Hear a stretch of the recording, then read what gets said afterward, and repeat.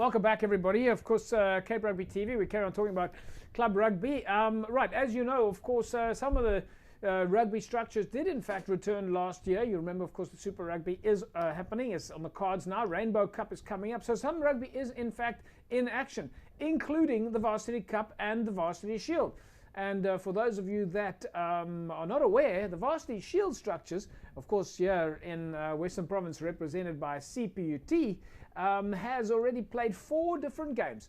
Alastair Theys is the head coach at CPUT. We've got him back on the line now. Alastair, great to see you again. Welcome back. Hi, JP. Thanks for having me back on the show.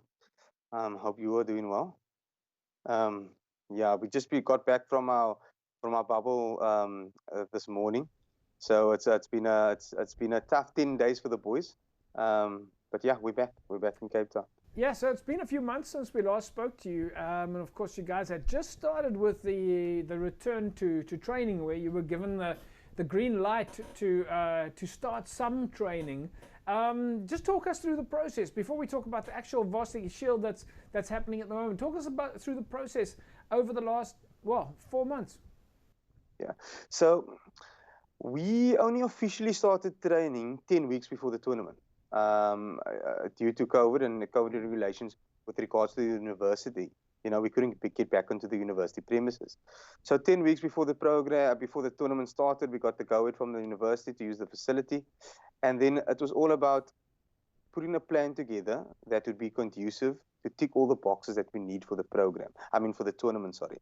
And at the same time, we as I mentioned in the previous chat that we have, is that we've lost quite a bit of players, okay, and we had quite a bit of new players coming. So in that 10-week period, the big focus was on team cohesion, getting the team to gel together. Yeah. Luckily for me, I had 8 core players that stayed behind of the 50% of players that we kept behind, and once we got that right, we're lucky in the Western Cape. We have an abundance of talent here, so from a rugby perspective, I just need to focus on certain fundamentals that would make sure that we're ready for the tournament. But the players that we had that came in, allowed us to tick those boxes before the tournament started.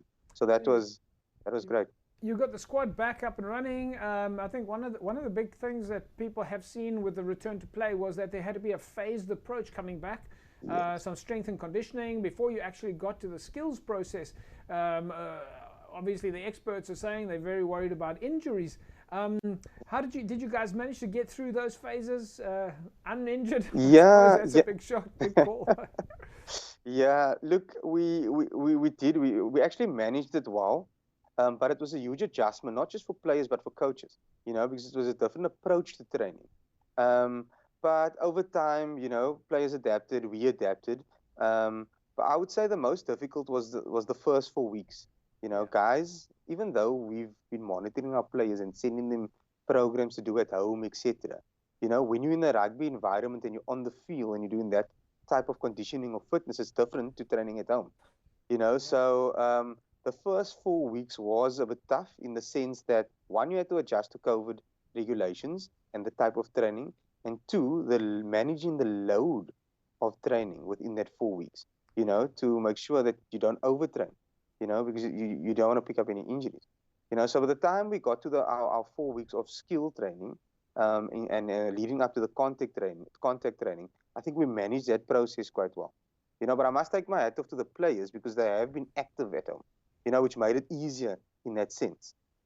Yes. But then, of course, Alastair, just also for the folks that are watching now, before we talk about the tournament itself, just give us a very short explanation of what is the bubble, because I think people still don't necessarily understand how does a sport like rugby get back on the field. It's a contact sport. A lot of sports have been regulated that there is no contact training allowed, and yet we're seeing now contact sports within the regulations of sport in South Africa back on the park. And one of the components that you guys have got is this factor of going into a bio bubble. What does that mean for you guys?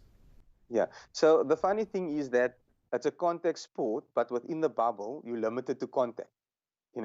So firstly, Varsity Sport put us in a great facility in Pretoria. It's called at Turks. It's called Future Africa.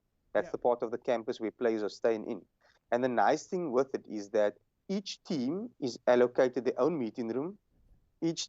Players are allocated their own rooms, which has their own showers, their own toilets in. So it limits contact. Um, the scheduling is great within the sense of that there's various kitchen areas for teams to eat. Players have to wear their masks at all times. Yeah. There's a time limit for when players can move around on the campus. The booking systems were great. Um, I must say, like when it came to the sanitization of the different areas that we operated in, that was awesome. You know, I think they adjusted in the sense of wearing a mask because that's second nature now. Yeah. Having to sanitize, keeping the social distancing. But Alastair, talk us through the games. You guys have now played 4 games in a very short period of time. Of course, at Loftus and at Tux. It's a very tight schedule for you guys, but 4 games on the trot, so far unbeaten. You're top of the log. I mean, you must be very happy about this. Yeah, look, we are chuffed about it. Coming into the tournament, we knew that there's 2 factors that's 3 factors, sorry, that's gonna be a big role players in the campaign, and especially in the first bubble. The first factor was adjusting to the bubble. The second factor was being able to the squad rotation and then recovery. Because when you're in that bubble, because of the turnaround period between games, recovery is very important. Luckily, they have the recovery facilities, at the premises. But squad rotation, that worked in our favor.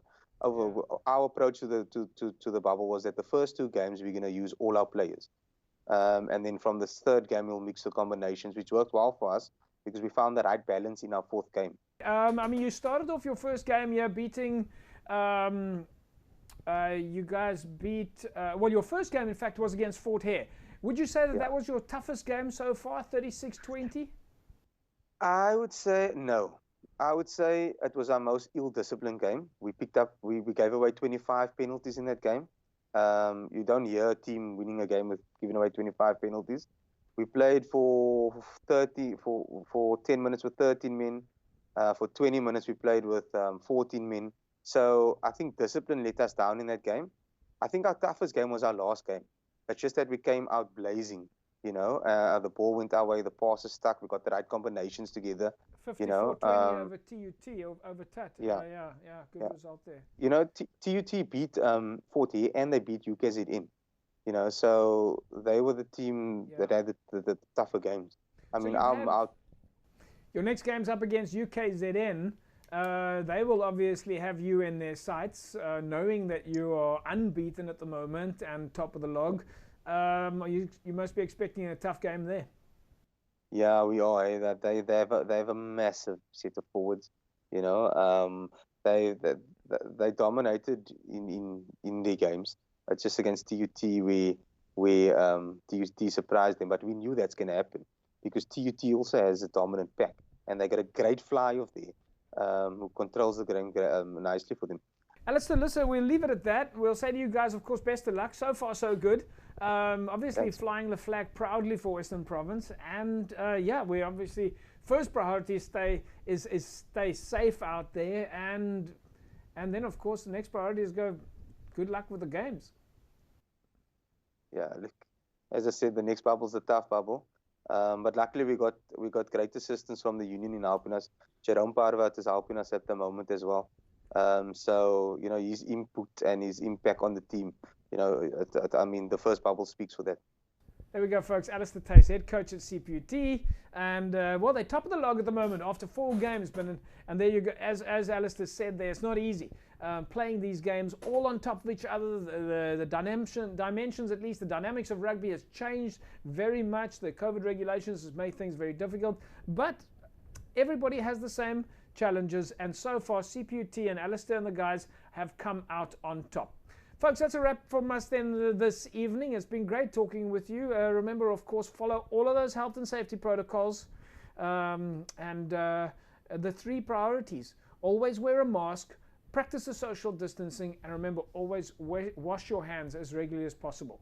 We'll see you again next week, same time, same place. Have a fantastic rugby weekend. Bye-bye.